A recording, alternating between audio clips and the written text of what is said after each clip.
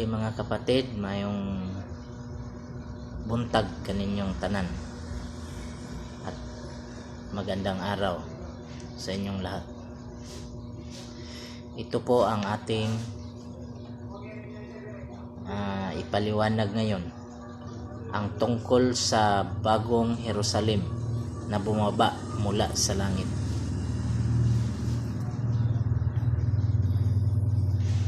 Ito, basahin natin mga kapatid.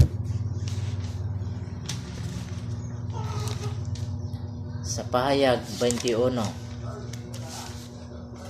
versikulo 1 hanggang 2. Ito ang sabi mga kapatid. Pagkatapos nito, nakita ko ang isang bagong langit at isang bagong lupa. Wala na ang dating langit at lupa, wala na rin ang dagat. At ang nakita ko, ang banal na lungsod, ang bagong Jerusalem na bumaba mula sa langit, buhat ng Diyos. Gaya ng isang babaeng ikakasal, siya'y nakabihis at nakahanda sa pagsalubong sa kanyang mapapangasawa. Itong sinasabi dito mga kapatid, na bagong langit at bagong lupa. At nakalagay dito, wala na ang dating langit at wala na ang dating lupa. Anong ibig sabihin ng langit at ang lupa na dati mga kapatid na wala? Anong ibig sabihin? Yung literal ba na lupa at saka langit yung nawala? Pero hindi naman siguro mga kapatid. Kasi pag nawala ang dating langit at saka dating lupa, ibig sabihin mga kapatid, wala na ang sanlibutan. Pag wala na ang sanlibutan, siyempre, lumikha naman ng panibagong langit at panibagong lupa ang Panginoon kung ganun. Pero hindi ito ang nangyari mga kapatid. Yung sinasabing langit, dating langit, yung dating mga tao. At ang dating lupa, mga tao din. Mamaya ipaliwanag ko to sa inyo mga kapatid, kung ano ang langit, kung ano ang yuta, ang lupa.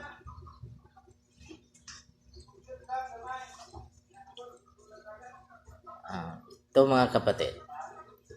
Sabi dito mga kapatid, bumaba ang banal na lungsod, ang bagong Jerusalem mula sa langit, buhat ng Diyos.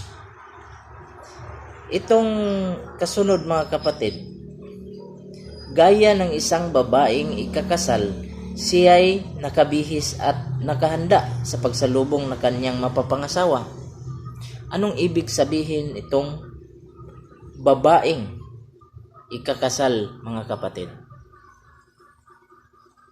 Anong ibig sabihin nito? Ito mga kapatid, pakinggan natin sa pahayag pa rin. Sa Pahayag 19, Kapitulo 19, versikulo 7. Ang sabi dito mga kapatid, magalak tayo at magsaya. Luwalhatiin natin siya sapagkat sumapit na ang kasal ng kordero at inihanda na ang kasintahang babae ang kanyang sarili. Binihisan siya ng malinis at puting-puting lino.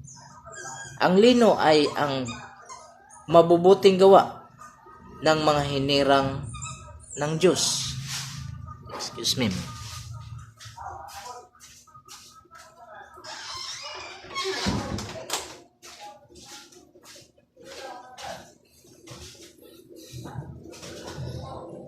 Ito mga kapatid, ang sabi dito, ang puting-puting lino, ang lino ay ang mabubuting gawa. So hindi to literal na kasuotan, yung literal na damit, mga kapatid. Ito ang ating ugali ng tao na kailangan nating baguhin para malinis ulit. Pakinggan natin, mga kapatid, kung paano natin linisin to, yung sabi niya mabubuting gawa. Kung paano natin to malinis. Pakinggan natin, mga kapatid. Buksan natin sa aklat ng Epeso.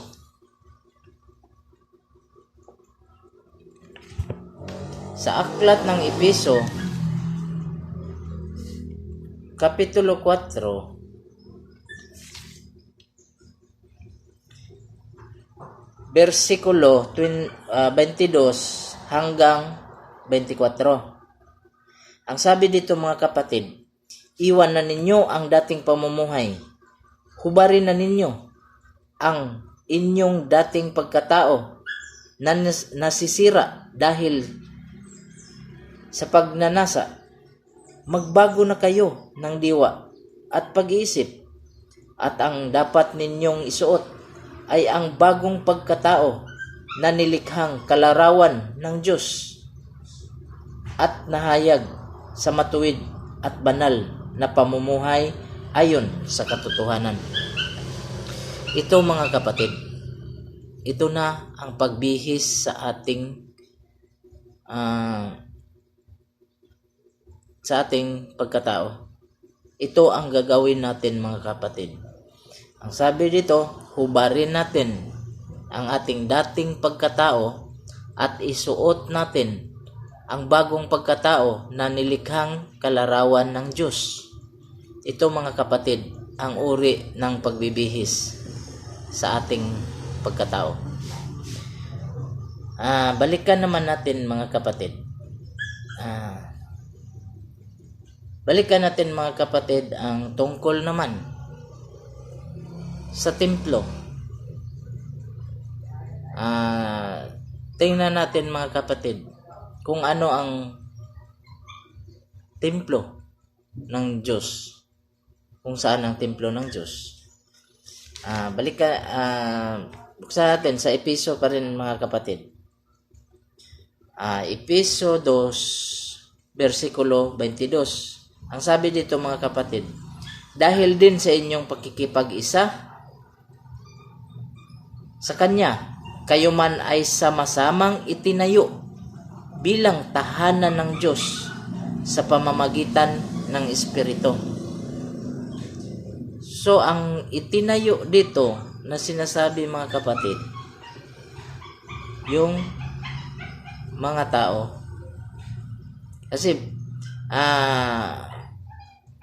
basahin natin, mga kapatid, ang 21.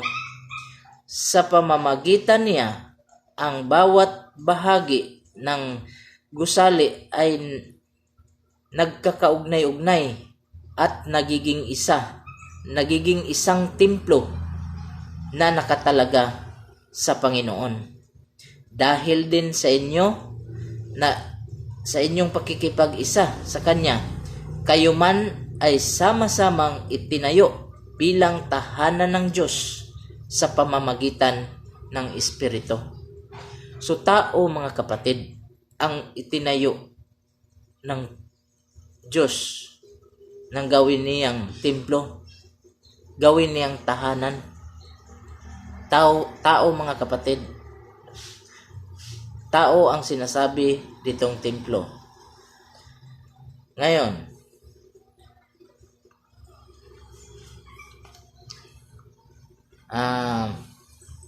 ang sinasabi ditong templo, balikan natin, mga kapatid, sa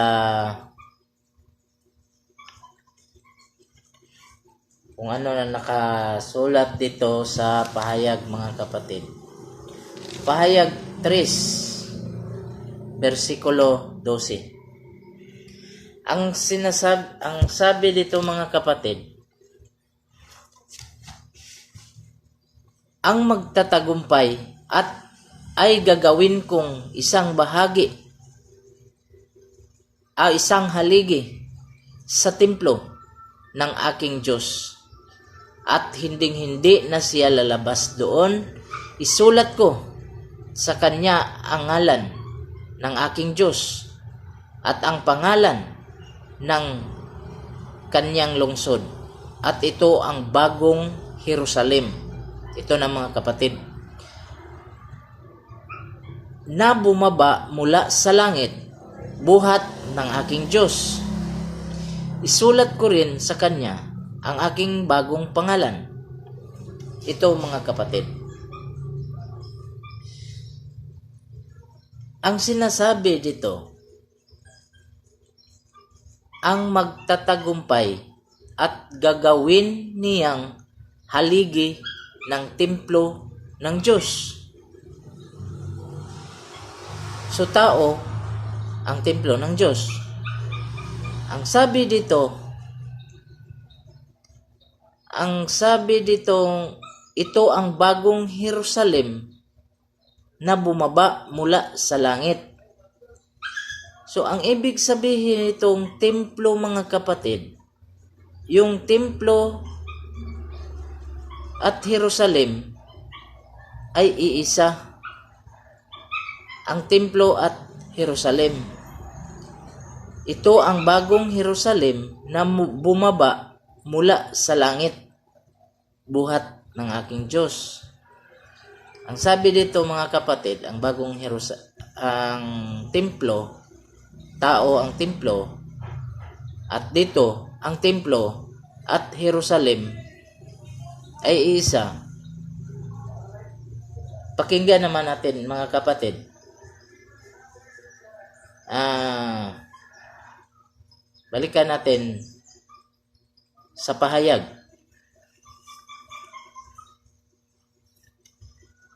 Balikan natin sa pahayag mga kapatid.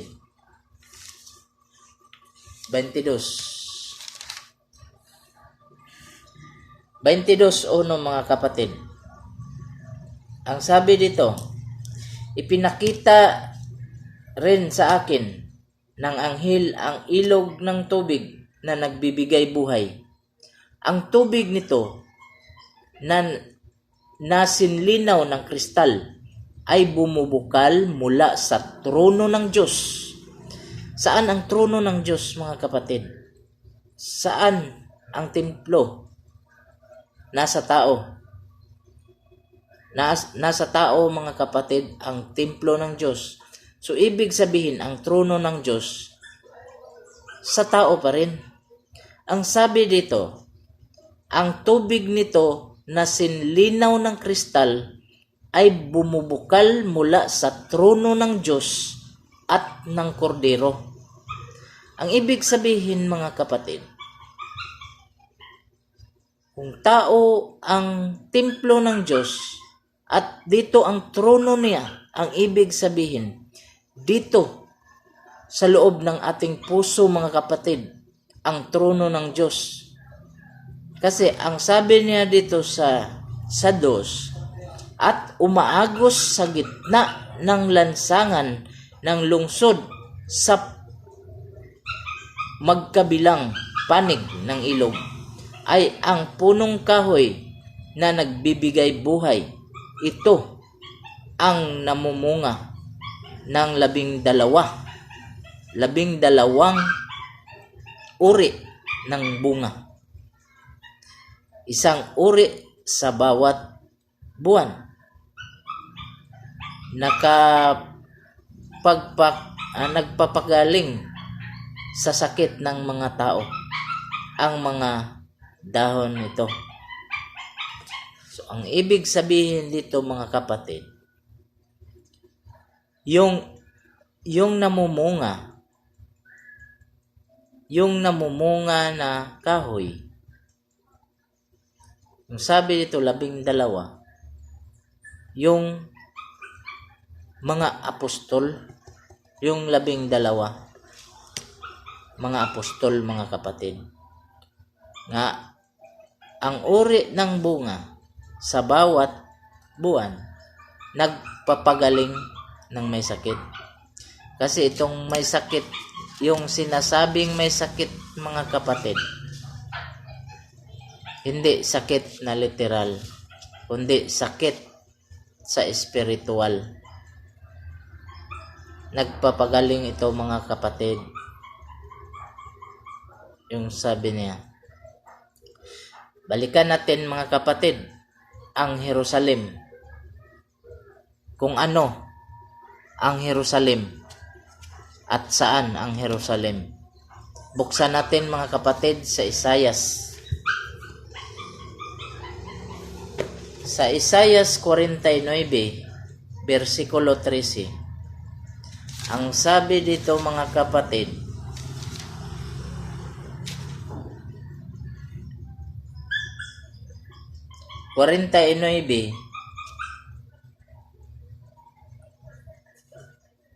versikulo 13. Pakinggan natin, mga kapatid, kung ano ang ibig sabihin ng langit at ang lupa. At ang Jerusalem, kasunod, mga kapatid, ito. Ulangit, magpuri ka sa tuwa, lupa, magala ka, gayon din kayong mga bundok, sapagkat inaaliw ni Yahweh ang kanyang hinirang, sa gitna ng hirap ay kinakahabagan. Ang sabi ditong langit, mga kapatid, na magpuri, hindi yung literal na langit. At ang lupa, gayon din, hindi to literal, mga kapatid. Ang tinutukoy dito, tao pa rin. Tao ang langit, tao din ang lupa. Ngayon, mga kapatid, pakinggan naman natin ang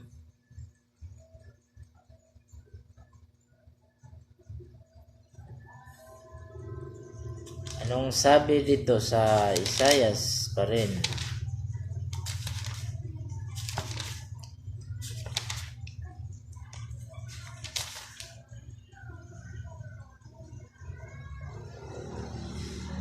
Ito naman, mga kapatid,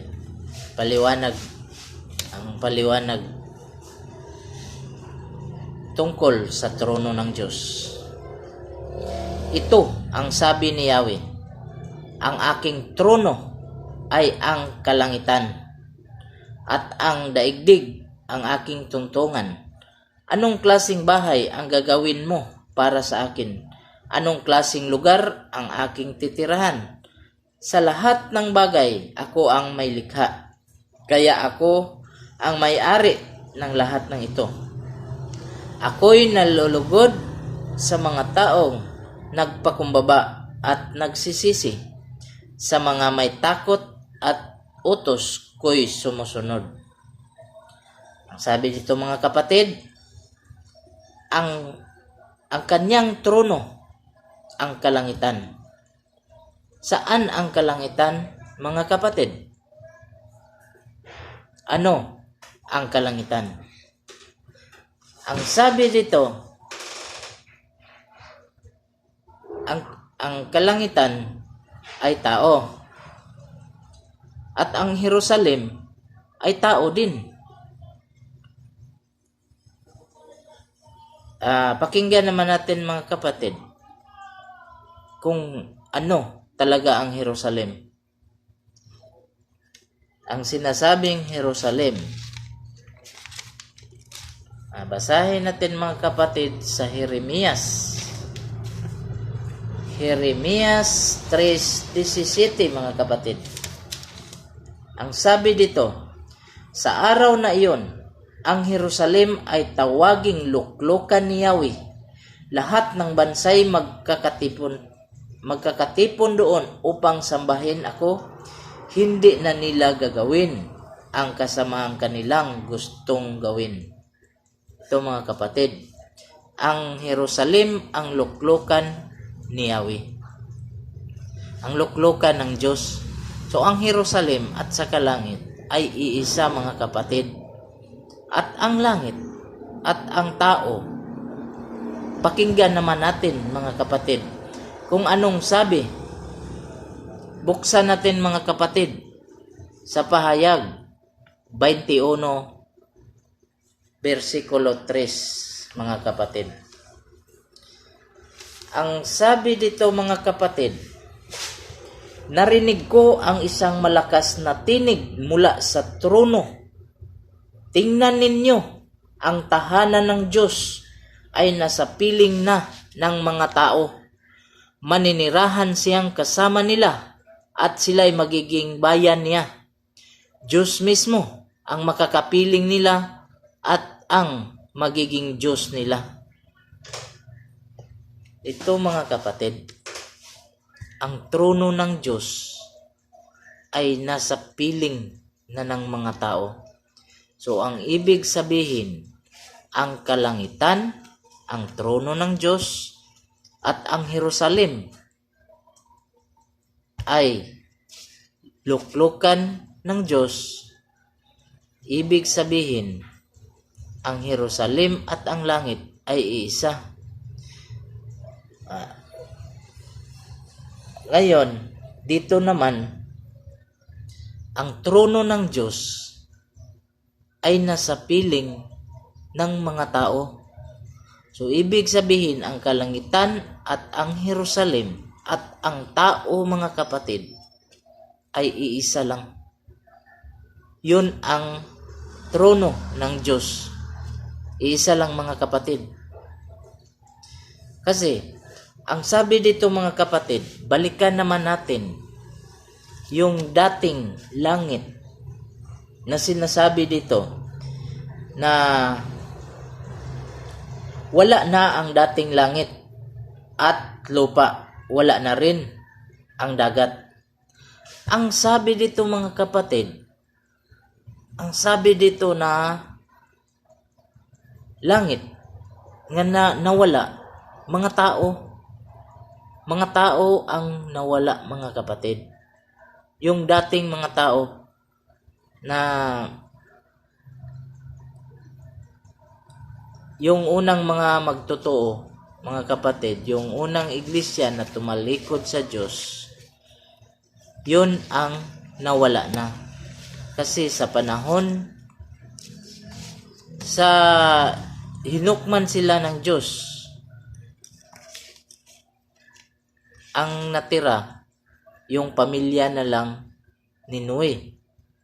So, ibig sabihin, ang dating langit, wala na. Hindi langit na literal, mga kapatid. Mga tao pa rin ang tinutukoy dito na unang langit, dating langit at dating lupa. Ito, mga kapatid, ang ibig sabihin nito, mga kapatid, na ang kalangitan ay ang Jerusalem. Ang Jerusalem ay ang trono ng Diyos at ang trono ng Diyos ay mga tao. Isa lang ang mga tao, ang kalangitan. Ang trono ng Diyos ay ang mga tao. Kasi ang sabi dito sa Juan, mga kapatid, buksan natin sa Juan. Kung anong sabi dito sa Juan 14:23. Ang sabi dito, mga kapatid, sumagot si Jesus, ang umiibig sa akin ay tumupad ng aking salita. Iibigin siya ng aking Ama at kami pupunta at mananahan sa Kanya. Ang ibig sabihin dito, mga kapatid, kung sinong umiibig sa kanila